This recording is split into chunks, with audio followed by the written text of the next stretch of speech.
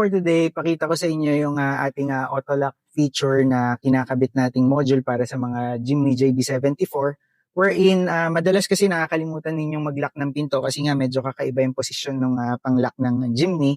Kaya dahil dito sa module na to, di nyo na makakalimutan mag-lock kasi automatically kapag start nyo yung kotse nyo, nag-shift kayo into drive, maglalak na yan ng kusa. Automatic maglalak yung pinto ninyo. So hindi nyo na makakalimutan. And then kapag pumarada na kayo, tapos nilagay ninyo sa park, mag-a-unlock na siya automatically. So normally, nilalagay nyo lang naman sa park yung shifter kapag ready na kayong pumarada o as in hihinto na kayo sa destination ninyo. So kapag pinatay nyo na yung engine ninyo, mag-a-unlock na siya.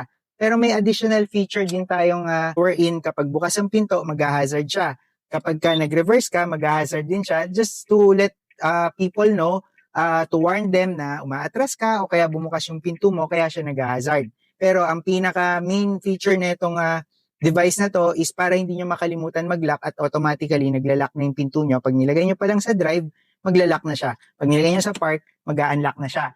Pero meron din naman isang option yan wherein kung ayaw nyong ilagay sa drive, gawin nating speed mode kung saan kapag umabot na ng certain speed yung auto ninyo, tsaka lang siya maglalak. Pero I personally would recommend yung drive lock para hindi nyo na makakalimutan. Pag sakay nyo pa lang ng kotse, paglagay nyo sa drive, maglalak na siya.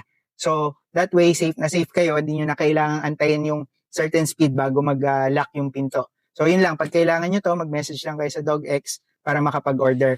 Available ito para sa GLX model and also meron ding specific para sa GL models ng Jimny. Basta automatic transmission gagana to.